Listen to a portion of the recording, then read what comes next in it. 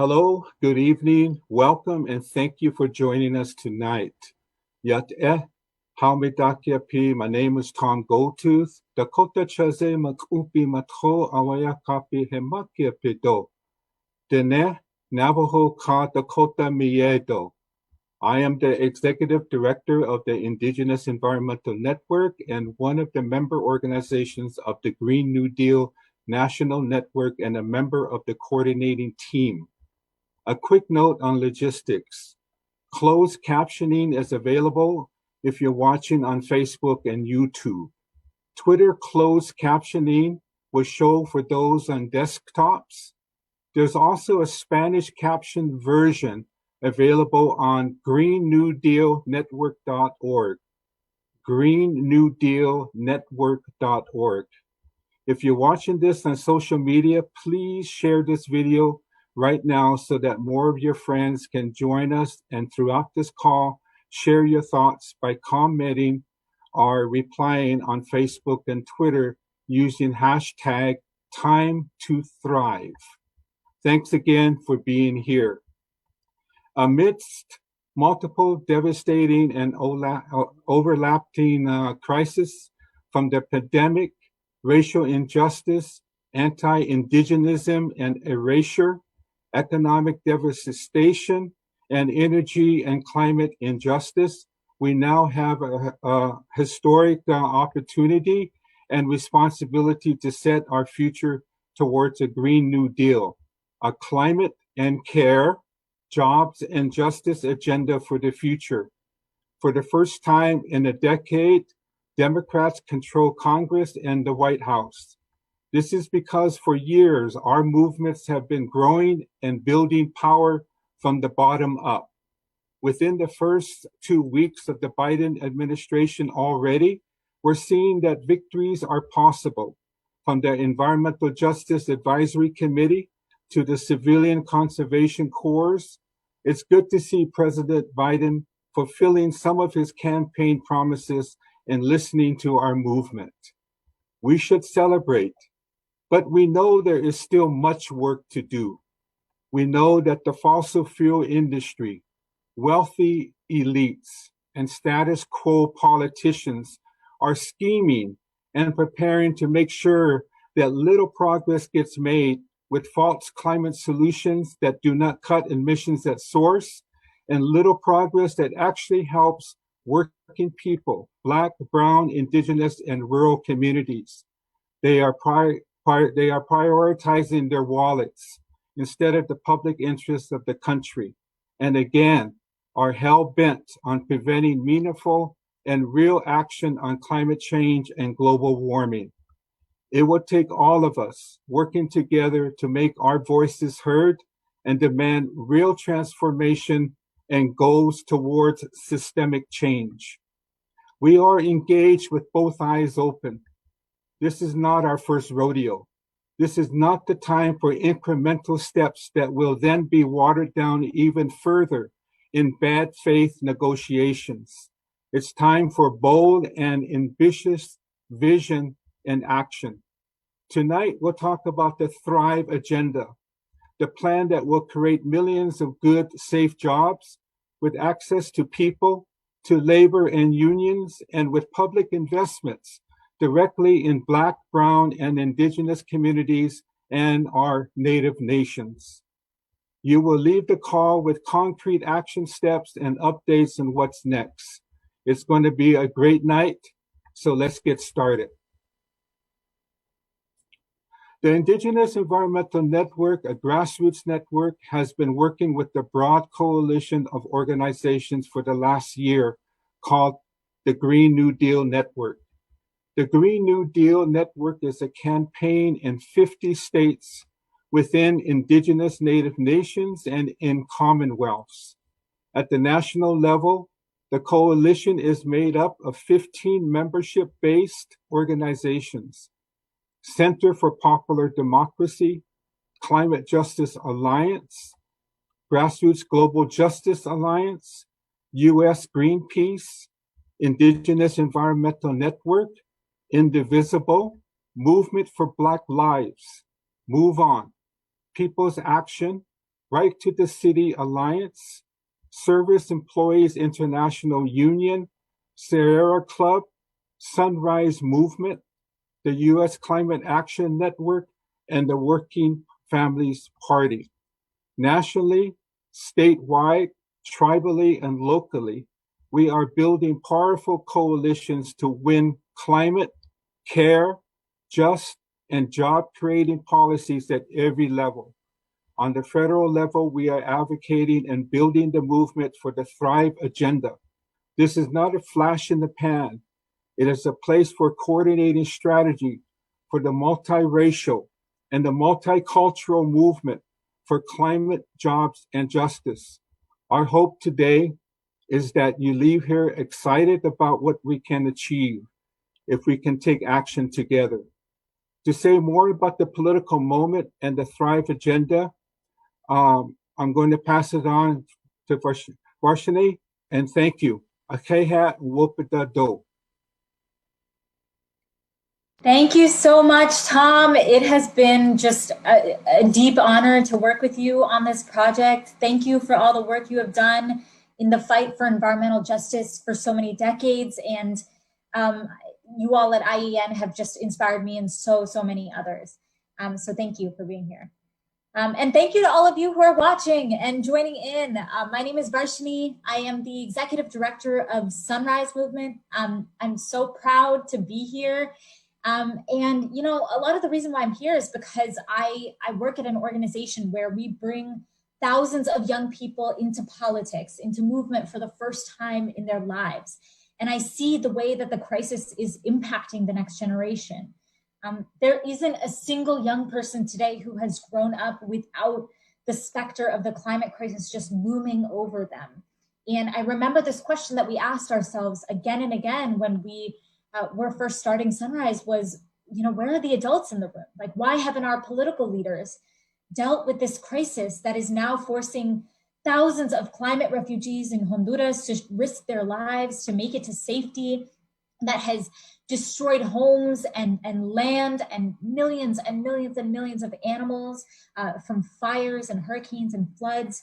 This economy of extraction and of trashing that has forced tribal nations and poor communities and Black and brown communities to become the dumping grounds for toxic waste.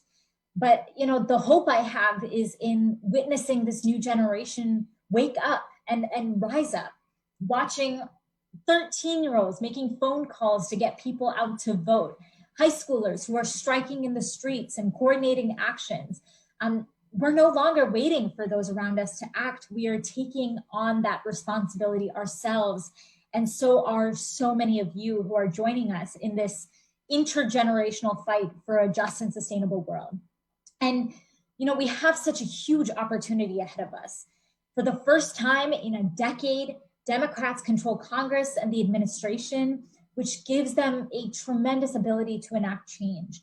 And so many of us worked tirelessly for years, organizing, building power, especially during this last election cycle, to get that opportunity. I know that was literally the dream when we created Sunrise 4 years ago, and it's incredible to see a piece of that manifesting now today. So in the next 100 days, Congress and the administration can act boldly to get relief to those who are struggling, and to make sure that we're also on the path to rebuilding our economy over the long term. So it's fairer, cleaner, more prosperous, and more just, and we can make them do it. So the first 100 days is a super critical time. A lot of political scientists have found that a president's influence over Congress is significantly higher right at the outset compared to later on in their administration. So back in the day, in 1933, FDR coined this term and set the 100-day standard, which basically all presidents have been measured against since.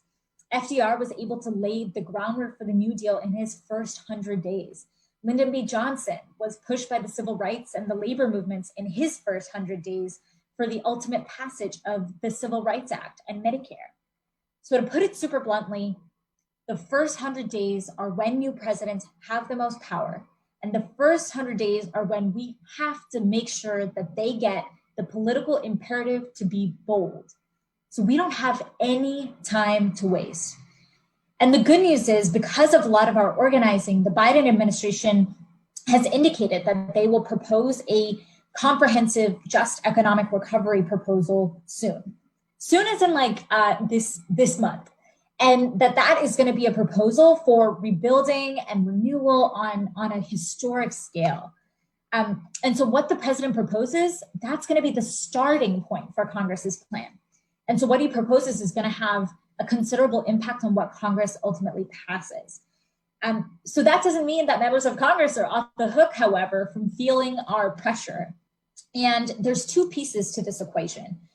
One is dealing with the reality that the Democratic margins are very narrow in the House, and in the Senate, it's a flat out tie that can only be broken by the vice president.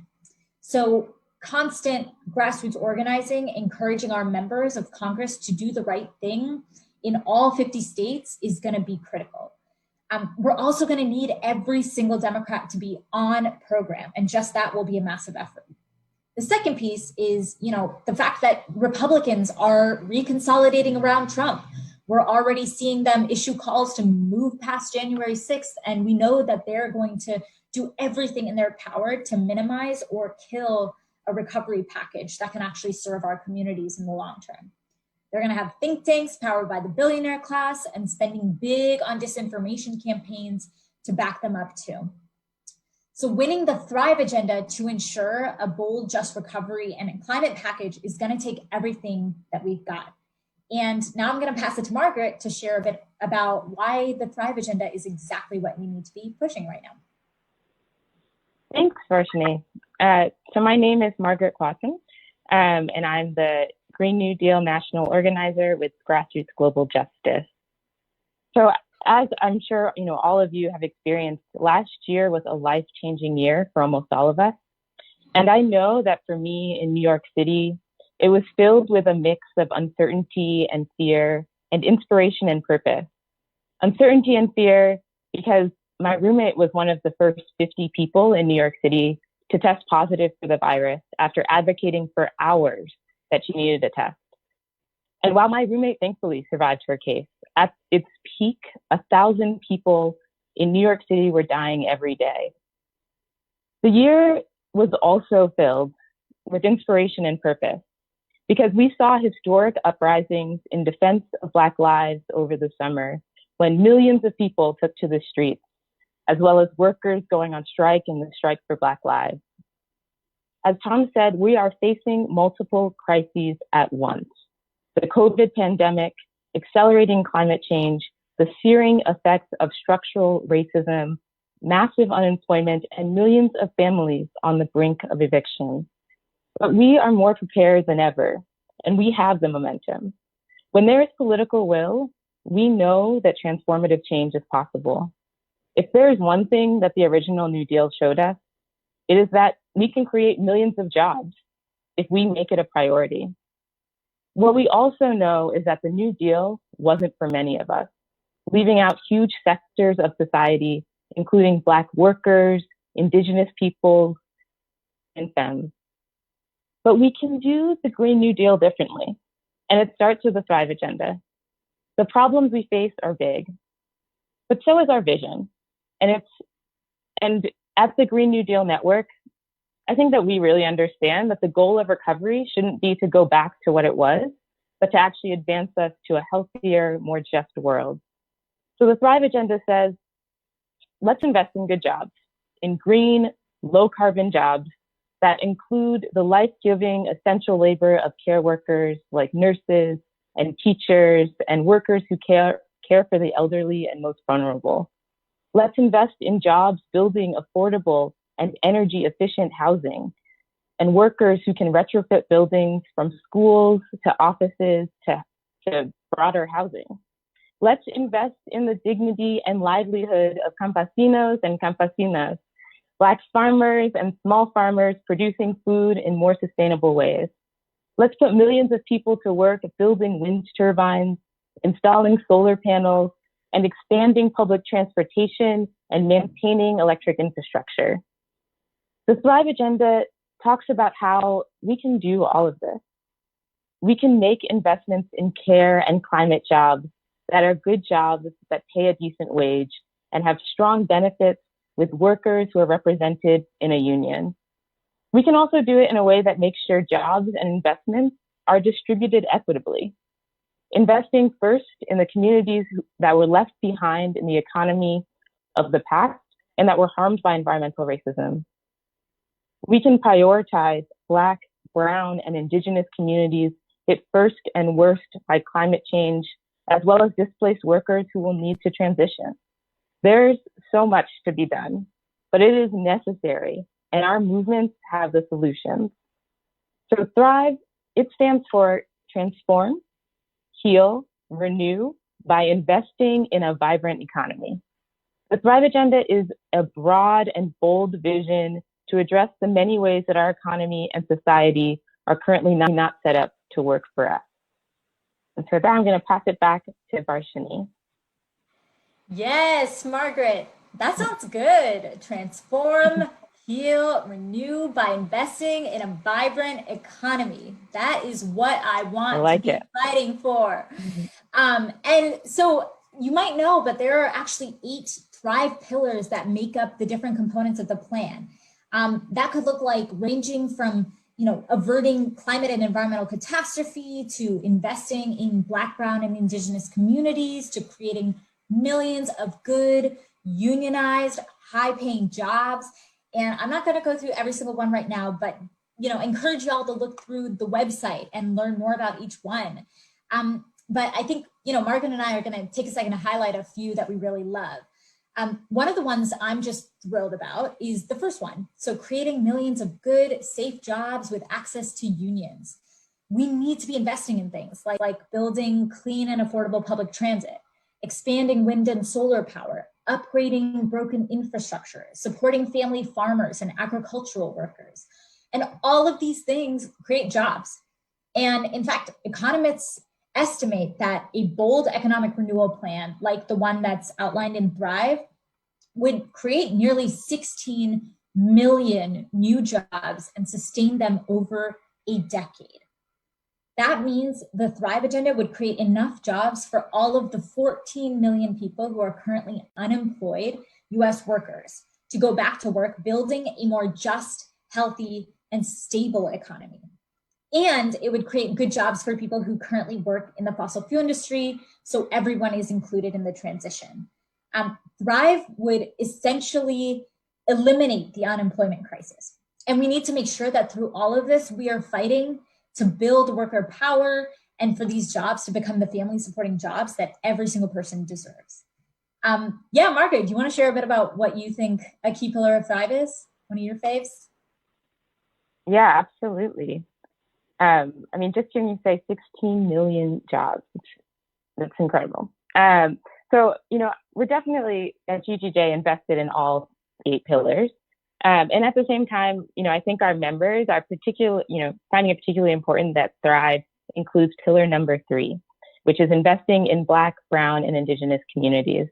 Our communities have been excluded and oppressed and harmed by environmental racism. And now we're facing the worst impacts of the climate crisis. Thrive calls for 40% of the investment to go into these areas to support job creation, pollution reduction, and climate resilience. And it's really key that the most affected communities have the power to democratically plan, implement, and administer these projects. And I just have to say that close to our hearts at GGJ is also the fact that it's going to be an investment in care work. In December alone, 140,000 jobs were lost, and all of those were held by women, and largely in this sector. So we're really excited to see that Thrive is investing in domestic and care work as key elements of a new economy that we're trying to build. Totally, that's really important. Yeah, the last one I just want to highlight is pillar 8, which is reinvesting in public institutions that enable workers and communities to thrive. As you all know, we're facing some really huge crises, and it's going to take a massive government-wide effort to put us back on the right track. So that last pillar is really about rebuilding the public sector, reinventing the government's ability to get the job done. and supporting people along the way to actually believe in our institutions and that government is here to help. And this is about supporting and strengthening the United States Postal Service, strengthening public schools, having funding to support and expand public health care systems at the state and local level, preventing privatization of public lands, water, natural resources, or existing public sector jobs.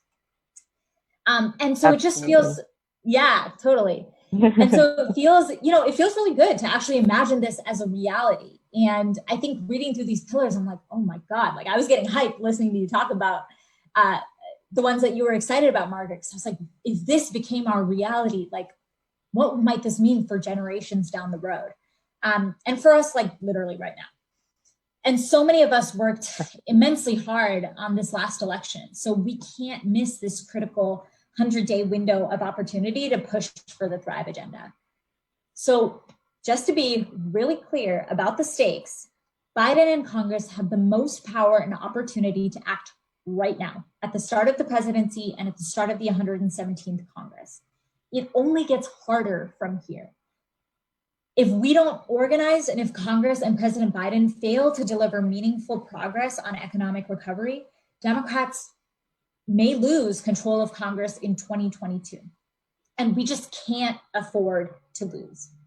So in a bit, I'm going to tell you how you can take action immediately on the Thrive agenda and how you can make your voice heard to President Biden and Congress. But before I pass it back to Margaret, I want to highlight something for you to keep in mind. So basically, as soon as President Biden announces his economic recovery plan, which we hope is built around the foundation of the Thrive agenda, Congress is going to begin having this discussion about economic recovery. And at the end of next month and in April, early April, is a super important period in our political calendar. So we should mark it in our own calendars too, because between March 29th and April 9th, so March 29th, April 9th, your representatives and senators are going to leave Washington and be back in your state. And that period of time is basically for the explicit purpose of hearing from their constituents, which is you. And so we have to show a huge display of grassroots energy and momentum for climate, for care, for jobs, for justice, to persuade Congress to go big this year. And a lot of experts are saying that this year could be our best last chance to pass a major rebuilding package, including significant investments in moving away from carbon. So if you sign up to take action on the Thrive agenda or sign up at our website, we are going to make sure that you hear about our plans for the congressional recess as they develop. Back to you, Margaret. Thanks, Varshini. So we've been talking about the Thrive agenda on the federal level and the ways you can get involved there. However, it's also a framework that has transformational local impacts, that would have transformational local impact if passed. And so in the chat, I was wondering, if you could put in what would change in your community? What could you imagine in your community if the Thrive agenda was actually enacted? And so now, as we're waiting for those to come in, and I'm definitely excited to hear about what you all are thinking for the potential of this framework in your own local context. We're going to hear from some leaders in New York and West Virginia about the movement building work that they're doing at the state level, because that's where a lot of this is going down, a lot of the organizing for this, and what winning a Thrive agenda could look like in our communities. So the first person I'm going to introduce is Morgan Sell, who was born and raised in Jefferson County, West Virginia, and is a community organizer working to protest and improve the quality of life for all West Virginians.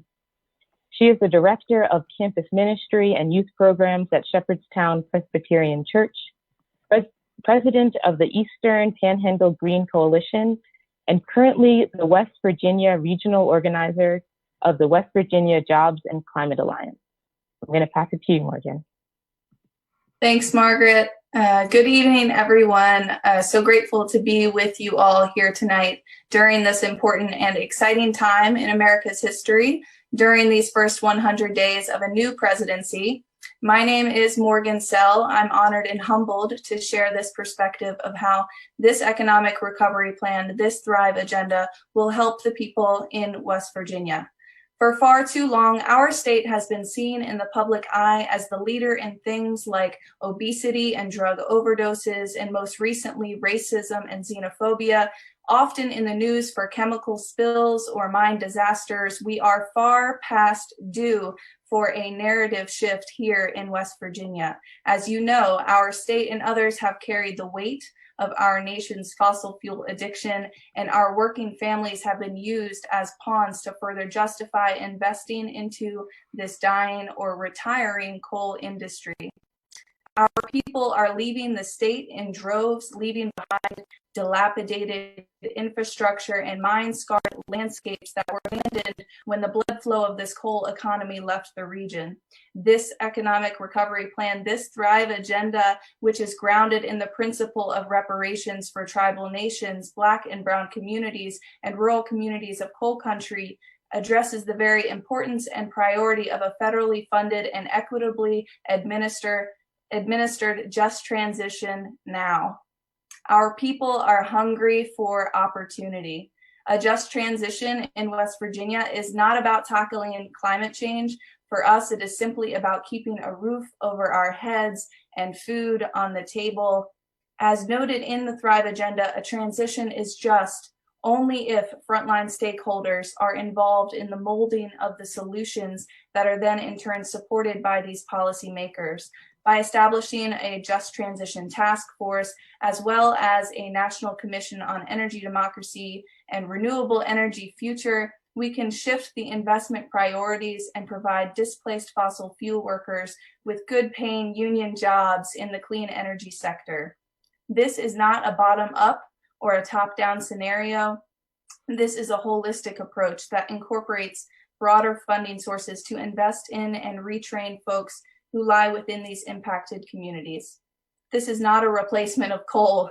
It is an evolution of the birthright of these workers as energy producers in the region. A strong Thrive recovery would help to pass and fully fund the Reclaim Act, as well as the Abandoned Mine Land Reauthorization Act, which houses the Abandoned Mine Land Pilot Program. These broader funding sources, as described above, could then continue to support job creation in West Virginia through supporting folks like Brandon Dennison, CEO of Coalfield Development Corporation. These incubator programs like Coalfield Development, which have previously gotten funding from federal entities like the Appalachian Regional Committee, could then continue to recover and reclaim Appalachia. Coalfield has trained over 1,200 people in new economic sectors, supported and grown 50 new businesses statewide, and rehabilitated over 200,000 square feet of abandoned mine lands. They have put people back to work while also helping them to achieve a college degree. By unlocking people's creative power to transform perceived problems into opportunities in the communities we call home, Coalfield is ending cycles of generational poverty and providing internal healing for the people and external healing for the land. This is just one example of a ground-up approach, just a peek into a solution that could be replicated throughout the state when the federal government commits to pumping flexible resources into what has already been shown to be working here in West Virginia. These testimonies will empower Congress to take on this bold legislation to repower America the right way, the just way, the honorable way, put millions of people to work across this nation, and help to build a clean energy economy. These next 100 days are critical. And today, on Groundhog Day, the sun shines on West Virginia. And although we can survive 6 more weeks of winter, we cannot thrive without a bold commitment to our economic recovery in this state. And as an Appalachian solar company called Solar Holler says, it is time to mine the sun. Thank you. Thank you so much, Morgan. Folks of West Virginia clearly know what's up. We need a transition that is going to be taking into account both workers and the communities living next to these sites. So thank you again, Morgan. And now I'm going to bring on Kathy Hughes, and I'm really excited to introduce our next speaker because I used to work at the New York Professional Nurses Union, and I know how hard nurses have been working this past year. And so this is Kathy Hughes, a critical care and trauma nurse, who's been a critical care and trauma nurse for many years and was a member of SEIU before becoming the director of the Nurse Alliance of SEIU California. As a part of the healthcare team, the Nurse Alliance represents nurses on a statewide level regarding the nursing profession, patient care, and health policy. I'm going to pass it to you, Kathy.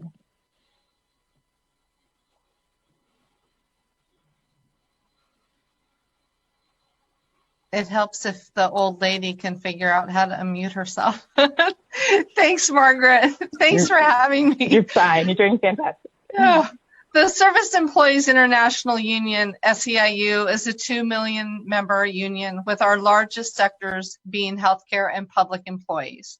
I'm so proud to be representing our union today, and even more proud to be representing our 35,000 registered nurses in California, the majority of whom work in the public sector and public health.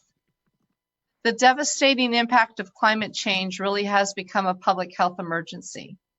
It becomes more evident every day, but recent events shine a beacon on the problem. Intermittent climate-induced catastrophes such as wildfires, hurricanes, and flooding, or the resulting daily grind on people's health, such as respiratory disease from toxic pollution or heat stress from increasing levels of heat. Climate change is pulling on our system, especially our public health system, to the point of breakage. While many of us have recognized for years how hard hit our Black, Brown, Indigenous communities and other underserved areas are by the negative results of climate change, until COVID, not many people had any idea what public health was or did.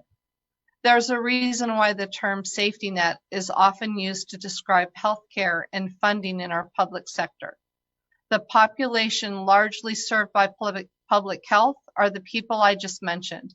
They depend on the public health system to treat the diseases and chronic illnesses often exacerbated, if not caused, by climate change. Not to mention the impact structural racism has had on the social determinants of health and healthcare disparities. Here's a perfect example. I live about 15 minutes from Paradise, California. I could literally see the flames on the ridge from my house. You've probably all heard of that town because it made national news. It got a lot of attention. And while I can tell you that it had a devastating effect on our already underfunded rural public health system, we also received tons of assistance. Just a couple of days after the fire that leveled an entire town of mostly white, lower and middle class people, 25% of whom were over the age of 65, an empty department store in a neighboring town where I live was set up to provide every service you can think of to help with recovery. Whether it was the DMV assisting with identification, access to healthcare and mental health services, other social services, housing resources, or gift cards for everything you can imagine. While we are still recovering and will for decades, Flint, Michigan is still without clean water. Can anyone tell me what the difference is? I can keep that within California if it helps. In LA County, we still have communities suffering from lead poisoning and the less than snail-paced cleanup efforts.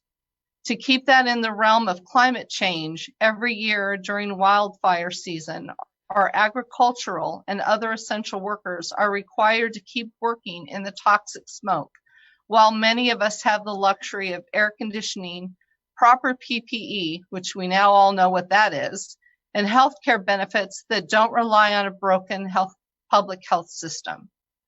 The wealthy can hire private fire services, even while first responders already tend to respond first to affluent communities. That's why SEIU public health nurses like Maribel Castillon, who's watching today, not only are involved in our environmental justice fight, but also volunteer at vaccine injection sites all over our state to make sure that our most vulnerable communities have access to quality care and safe living conditions.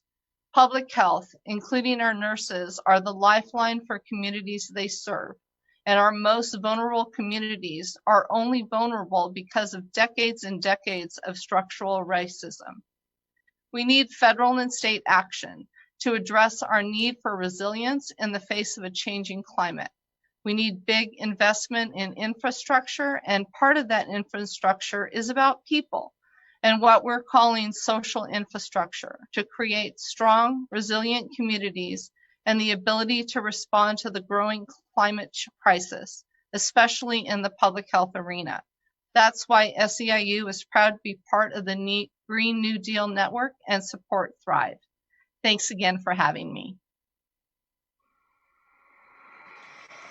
Wow, thank you so much, Kathy. Thank you so much, Morgan. Those were incredibly powerful stories, and I feel like just clearly articulated why we need this full push on federal, state, and local all at once.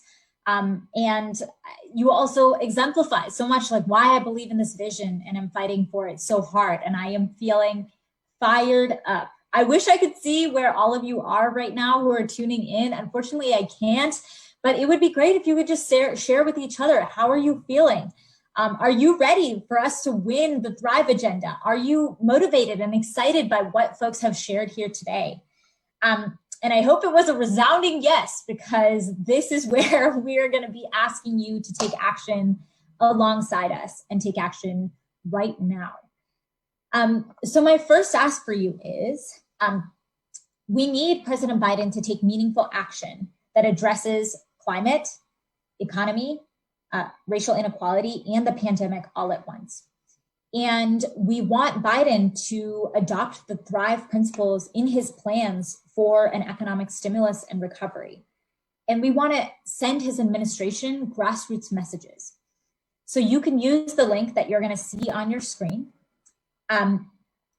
on your desktop, tablet, or your phone, and send the Biden administration a message to help us show how much the public supports Thrive.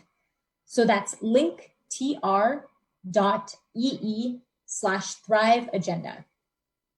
Again, that's linktr.ee/Thrive agenda. And you can click on the link that says Write to Biden. And there's a message there that you can use or you can modify it. And it is really easy to make your voice heard in this way. And you can do it literally right now as I am talking to you. And again, that link, you need to go to linktr.ee/Thrive agenda. And that's how you can write to Biden, literally right now. And then the second thing,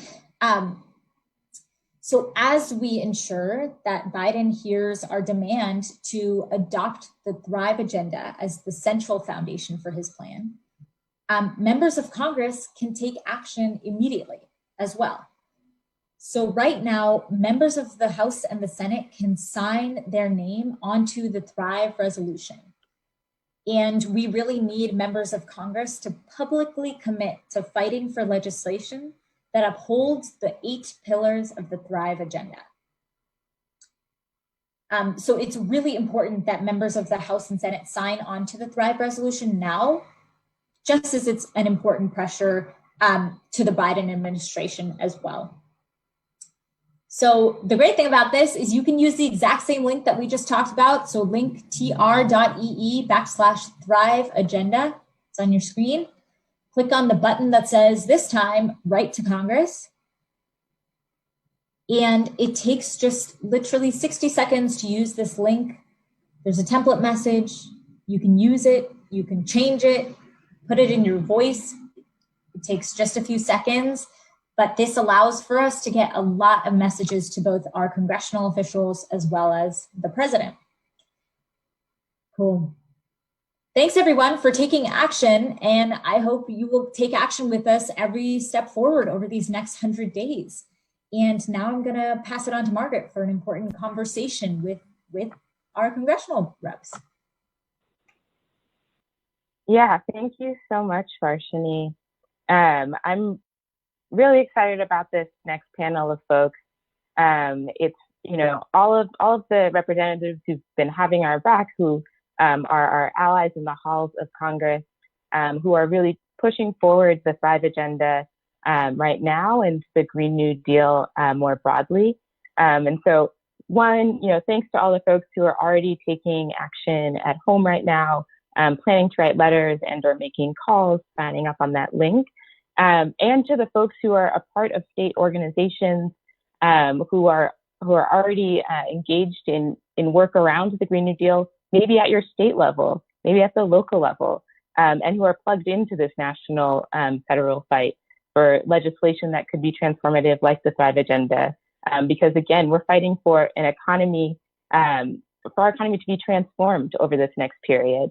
And it's going to take, quite a few steps to get there. And I think it's really exciting that we're in a place where we've converged so many of our demands and so many of our ideas into one bill that's able to start moving forward in this period. So the Thrive agenda is what we're talking about right now, and that's in part because it's the first step of a Green New Deal. So a Green New Deal being our longest, broadest vision with our and the Thrive agenda as our response to economic recovery. So I'm going to introduce our next panel and give them just one-liner so that they can introduce themselves. But the first person I want to bring on is Congresswoman Debbie Dingell, who I'm excited to have speak to you all because she was one of the early sponsors of Thrive. So if you'd like to introduce yourself, Debbie, and then we'll head over to Representative Bowman. Okay, can you hear me? Thank you. Thank you very much, Margaret. I'm Debbie Dingell. I'm from Michigan. I've been listening to most of this tonight. I'm on the Energy and Commerce Committee and the Natural Resources Committee, the two committees of the Congress that deal with environmental issues. But last year, when everybody came to me from many of the environmentalist groups and labor unions and asked me if I would help do Thrive, I was like, where do I sign up right away? And I'm really happy to be with all of you tonight because I think that as we start, this is a new beginning. It's a time for us, I'm going to use Joe Biden's word, to unite, but to unite, to thrive, to transform, to heal, to renew towards building a healthy economy, which is what we want to do. And we do it by building coalitions. First of all, I have to say, even though it's not totally on topic, but hearing Kathy talk about the nurses, I'm a Medicare for All, and I think that we need to think about that in terms of all of this too, because the pandemic has shined a light on how broken our healthcare system is, and too many people cannot afford to go to the doctor or can't go to the doctor. And I'm never going to stop. That is my total goal in life, is to get Medicare for all for every American, like every other country. But tonight we're really talking about the environment as well, and racial justice, but they're all intertwined, because when you look at what is happening in communities, it's those that I've been fighting all day on vaccines, and communities that can't get access to the vaccine because they don't have access to broadband, or they don't have access to computers, or they don't have a car to drive themselves. We need to invest in our communities. And one of the things that we have to do to be successful is to build the coalition. We need to bring everybody together. Last year, some of you, I'm very happy and excited to be here with the Green New Deal, because labor wasn't at the table the last 2 years in the way that they wanted to be. And I made a promise that I would bring labor to the table with the environmentalist communities, the business community, government community. We bring the table and we put everybody at it. This week you saw General Motors make an announcement that no one thought that anybody would make. Now, we've got to make sure we hold them accountable, and we have to keep moving forward. But we've really, I think that what we want to do is to try to bring the environmental advocates, the laborers and leaders, the scientists, the researchers, and government officials together to get this done. And I think Thrive can make us good on that promise. We can create economic equity. We can defeat COVID, which is singularly the thing that we have to do the most, while intentionally confronting the dual crisis of climate change and systematic racism. So I think they want us to go to a panel, and I see another one of my colleagues. So I'll stop here. That's who I am. I can get intense, and we'll answer your questions when you're ready for us. Amazing. Thank you so much, Congresswoman. I want to now pass it to Representative Jamal Bowman to introduce himself. I'm really excited to have you here, particularly with all of the work that care workers did to support your campaign. We're so excited to have you representing this folks. Of course. Good evening, everyone. Peace and love to you all. It's great to be with you all as usual. Thank you so much for your organizing, your fighting, and everything you've done, not just for my campaign, but for this country. So thank you. I'm Jamal Bowman. I'm in New York's 16th District, which is the North Bronx and Lower Westchester County, and just looking forward to continuing our work together. Thank you. Thank you so much. And so finally, I'm going to pass it to one of the original folks who was really throwing down for the Green New Deal, Senator Ed Markey. Oh, great. Thank you so much. Thanks for having me join you today. This is just absolutely great being on with all of you. So we've come a long way in the last 2 years. Alexandria Ocasio-Cortez and I introduced the Green New Deal 2 years ago this week. And from that moment on, nothing was the same.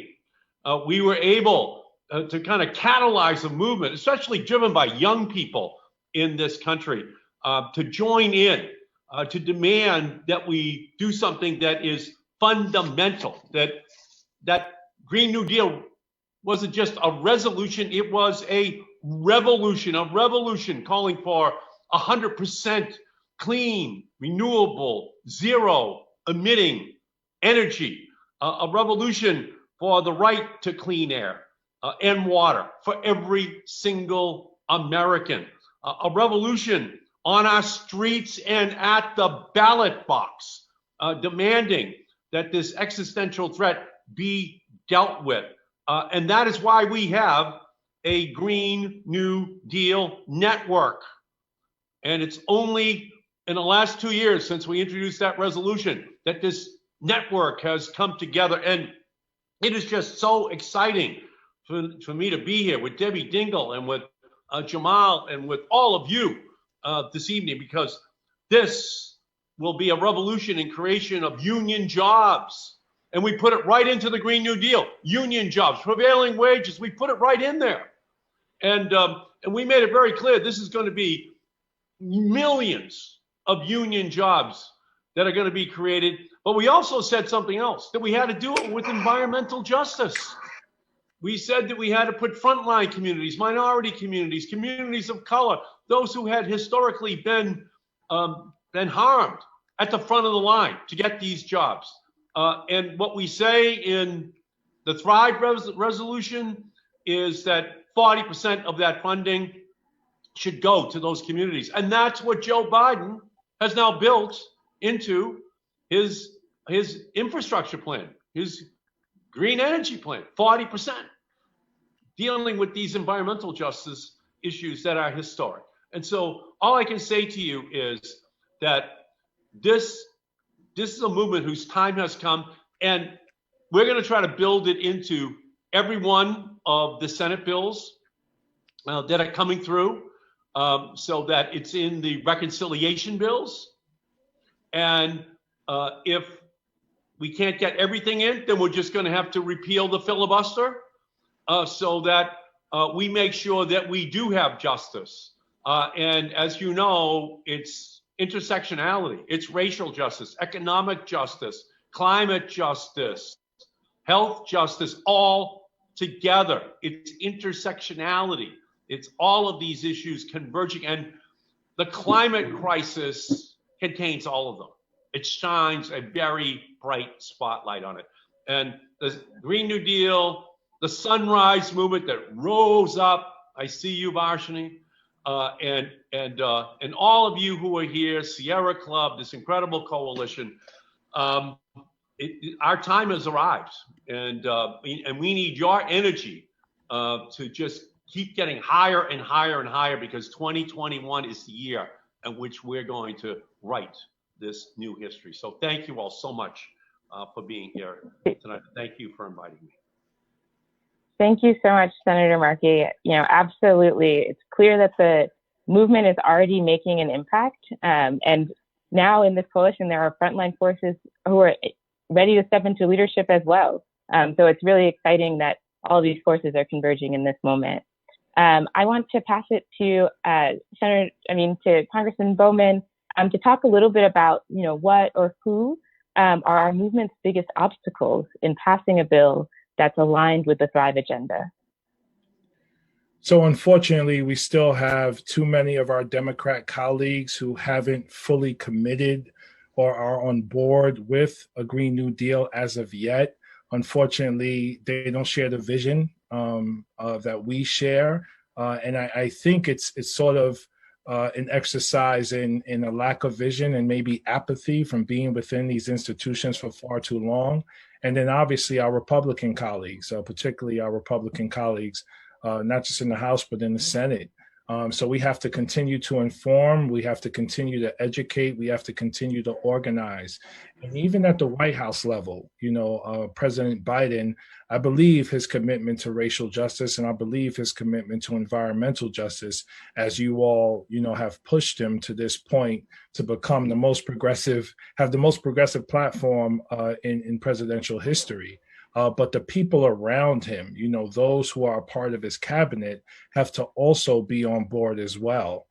As we know, policy is also the personnel that you surround yourselves with. So we're going to have to continue to push and organize on our Republican counterparts and our Democrat colleagues to support the Thrive agenda. We have to put pressure on Speaker Nancy Pelosi so that she understands how important this is. Because to echo what Ed and Debbie mentioned, this is our moment to rebuild our country and rebuild the world. This is our FDR moment. This is our New Deal moment.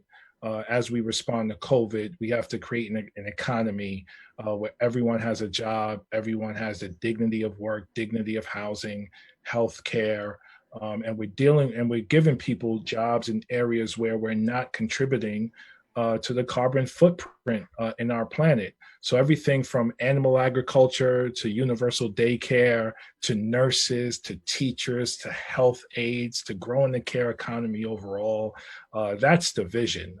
No one in the wealthiest nation on earth should not have a job and should not be housed and should not have what they need to not just survive, but to thrive. But we got to keep the pressure on. We got to keep organizing. We got to keep educating because, as we know, there are millions of people across the country who still haven't leaned in yet to the Thrive agenda and the Green New Deal. But it's our job to get to work on that. And I'm just excited that, 3 weeks in to my first term, I'm able to support this resolution and we could get things going. Thank you so much, Representative Bowman. Good thing you're on the right call. This is a call full of organizers, so I'm very excited to have you here, and I think you're speaking to the right group of people. So I'm going to now move to Representative Dingell and ask a bit about how do we ensure that some of the most important pieces of Thrive, like directing at least 40% of the investments to Black, Brown, and Indigenous communities, actually make it through Congress and are a part of the final bill. So we got to work. We have to work very hard to do that. But I kind of want to build on what was just talked about, and that is, so we got to make sure everybody's at the table. And especially a lot of people, you know, this country's been torn apart. It's been torn apart by fear and hatred. And we've, you know, January 6th just was, well, what we saw this summer in terms of Black Lives Matter and what we saw, the insurrection in the Capitol, that's been dividing the country. And one of the things is that while some of labor were part of discussions last year, a lot of core unions were, especially manufacturing unions like the UAW, the steel workers, people who were worried about their jobs weren't at the table. And they're scared to death. You don't know there are a lot of workers out there. First of all, SEIU does it. We've got to work harder to get you represented and paid a decent wage when you're doing caregiving. We've got to do that. But there are a lot of workers in manufacturing that have lost their jobs. There were Teamsters who worked a lifetime and have lost their pensions. UAW workers who don't know if their jobs are secure. The steel workers who we need to bring them in, have them at the table, and we need to make sure they're going to be there for the new jobs that we're going to bring here. We're not going to keep shipping jobs overseas. We've got to create those jobs here. When you talk about electric vehicles, an internal combustion engine has more parts than an EV does. But we're going to build that battery here, not in China or Asia, right, Ed? You're going to help me build that battery right here with American jobs. Ed and I are going to, like, nobody can handle Ed and I working together right now. But it scares them. But we're going to do that. And that's what we have to do. And we got to tear down walls. We got to not, you know, this summer, I think one of the people that Tricia Duckworth was with, we did about 25, 26 Black Lives Matter walks, marches, protests, but they were organized by young people. We went into Roseville, Michigan. It's got to be one of the most, I want to use the right word. I don't want to get in trouble tonight. But nobody could believe that there was ever an event there organized by the kids who just had a conscience and wanted their parents to think about racial justice. And other people were there too. So what we have to do is engage. We got to bring everybody. You got to unite people. You got to make them feel like they've got a piece of it. And by the way, when you're talking about going home for district work periods, you should check. First of all, no one knows what a district work period is because we're all videoing and zooming all the time anyway. Schedules are flipping all the time. Don't wait till then. Start now. Start telling people it matters. And you just stay focused, you keep working. And if you got it done, I bet Ed Markey never thought he'd see General Motors do what he did this week. But we never gave up. We put him at the table to keep fighting.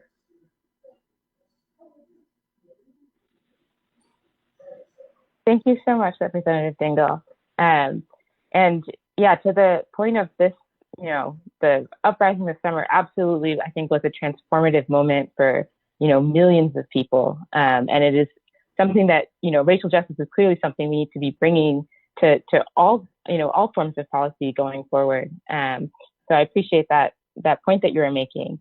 I now want to pass it to Senator Markey to talk a bit about, you know, what lessons we can learn from the legislative fights of 2009 to 2011, when that was the last time the Democrats had control of Congress and the White House.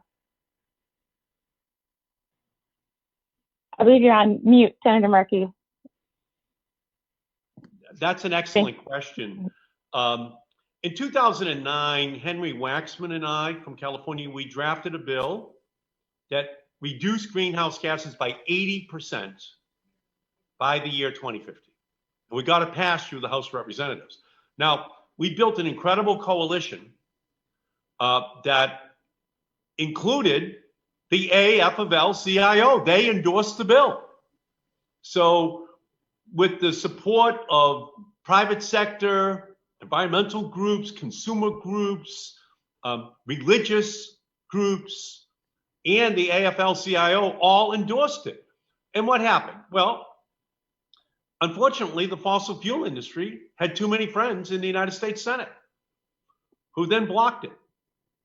And what we were able to do is get that bill passed with an incredible coalition, including the unions, the whole AFL-CIO, because we took care of them in that bill. We built in the provisions that the AFL-CIO wanted. And so Debbie's right. As we move forward, we have to make sure that we talk to the unions, because that's how we did it the last time. That's how we're going to do it this time. And in the Green New Deal, we actually did say union jobs. We actually did say that it had to be prevailing wages. We put it in.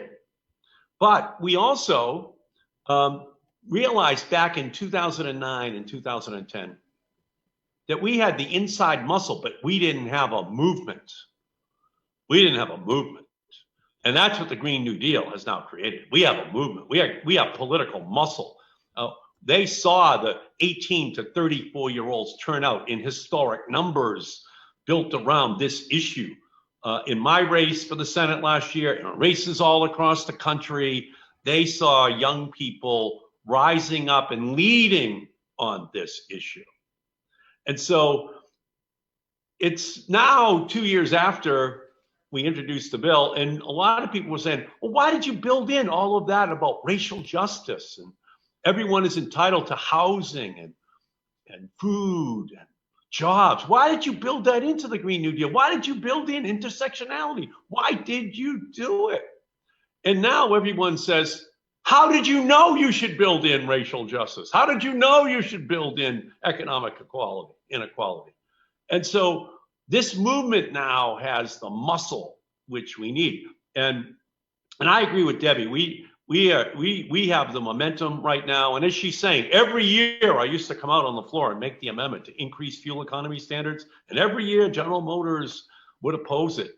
And up until last year, they were actually siding with Trump in his efforts to water down the fuel economy standards that are based on the law I got passed in 2007 to increase fuel economy standards to 54.5 miles per gallon. Obama used that law. And now, thank God, General Motors, the other companies, they're now saying, we can do it. We support the elimination of the internal combustion engine by the year 2035. So much of this is because of the politics of 2020, Joe Biden winning, the Sunrise Movement, the Green New Deal movement, the inevitable, and it's global as well, as we know.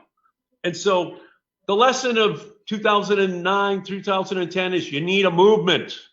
You need political muscle. And that's what this incredible meeting tonight all represents. And so we need you to be in this fight and battling, because we can win big this year in the Biden administration and in the United States Congress. And Debbie and I and Jamal, this is a coalition that is going to become unstoppable with all of your support. Thank you so much, Senator Markey. Absolutely. A lot of us have been struggling for a long time. We heard from Tom earlier, one of the veterans of this movement, that this has been something we've been on the path toward for a while. And in this moment, there's been a lot of convergence of forces, of movements, of organizations in formations like the Green New Deal Network. And I think that's definitely, we're in a good position to make big advances. And so that's really exciting. I want to pass it back to Representative Bowman to talk a bit about, what's giving you hope right now. That's easy. All of you, this movement, and what you all have done over the last few years, to Ed's point. I mean, 2 years ago, the Green New Deal resolution was introduced. And when I launched my run for office in, 2019, June 2019, every forum, every debate, every panel asked me about the Green New Deal. And it's because of the work you all have done and the intersectionality of it, and the fact that I'm just so blessed and fortunate to be, in Congress in this moment in our nation's history. I've as a Black man in America, I dream every day of a better world. So to have this agenda that we have focused on racial justice, focused on indigenous justice, focused on environmental justice, focused on our intersectional work and truly it's all about radical care and radical love for the environment, for our community, for our families, for each other. This is just policy in alignment with that. So I'm excited by all of it, and being an educator for 20 years, I'm one of those people that always drew inspiration from my students and their ideas in terms of how we can change the world. This is the same thing right here in this moment. This is what we're all doing. This is what we're all about to do. We just need to continue to do the work to make sure our colleagues in Washington understand that this moment is not just about saving the planet. It's about their legacies as well. They often resist this level of transformative change when we focus on communities of color and communities that are hurting. But I think this is their moment to build an America that meets the ideals of our Constitution and the ideals of our democracy. So I'm just excited by all of it. Oof, I felt that. The idea of radical care and radical love at the center of the type of economy we want to build, at the center of the policies we're putting forward. I feel like that's so critical, so important. I want to pass it also off to Senator Markey again. What's giving you hope in this moment? Well, again, it's young people, it's the movement. It's just so powerful. It's changed the way in which people view climate change. So climate change was always viewed as a very important issue, but the intensity level politically was relatively low. So everyone would say, yeah, it's a big problem, but low in terms of priorities. Well, that has changed over the last 2 years. Now, the intensity level is as high as the science and the health and the economic and the moral dimensions of this issue have always been. But now the politics is there. And so that's what's giving me hope. And I think that the talk that we now have of members of the Senate using the reconciliation process, 51 votes to do good things. The debate that we're having about repealing the filibuster so that we can do big things. And by the way, not just in climate, but minimum wage, to ensure that we deal with gun safety issues, to make sure we can deal with immigration issues, that discussion is now absolutely real. And we're going to have to look at that ultimately as probably the final step that we will have to take this year. And so I have great hope because none of this would have been discussed 2 years ago. None of it. But it is today. And it's young people. And so I felt that in my campaign last year that I let young people lead me. And if we let young people lead, we're going to solve this problem. We're going to have a set of solutions that we are able to put in place. When Deb Harlan and I introduced the Thrive Act last year, Debbie is now the leader over in the House on this issue. But when Deb Harlan and I introduced it last year, who would have thought that she would become the Secretary of Interior in our country? This is change. This is what the Thrive movement, the Green New Deal, is forcing into the political system. And so I just think we don't end this Congress until we have fundamentally changed the way people view all these issues, the intersectionality of it, but that we're going to save all of creation by engaging in massive union job creation, and that we're going to do it in a way that has 40% of the funding going to communities of color, vulnerable communities, those who have always been disadvantaged. So I can feel it happening amongst my colleagues in the Senate. This is how they're talking now. This is what their discussions include, the language that the people in this meeting have helped to create over the last 2 years. So thank you all so much. Thank you so much, Senator Markey. Yeah, absolutely. The moment has shifted, and the moment is now. And it's, all good strategists are able to identify, when the conditions have shifted, how you can then move ahead. And I think we're in that type of moment right now, and it's really exciting. And I'd like to close out with Representative Dingell. As we all know, the challenges that are before us are immense, and as is the need for us to organize. So, yeah, it's the same to you. What is giving you hope in this moment? So, all of you, first of all, that we're on this call in the middle of this pandemic, caring that Jamal's my colleague, that Ed Markey and I are working so closely together, that Donald Trump is gone, that science is back, just to do some basics. But what gives me hope is, Ed, I'm going to disagree with you on one thing. We need all of the young people, and all the young people that are on. You make such a difference. But when I'm home and I refer to the young people, people get mad at me and say we're not all young. The reality is those that are supporting Thrive are young and old. We're uniting from all different parts of the country, from all different demographics, in fighting for what's the future of our country. And I have a lot of hope that together, united, I keep using Joe Biden's word, united, we're going to get this done.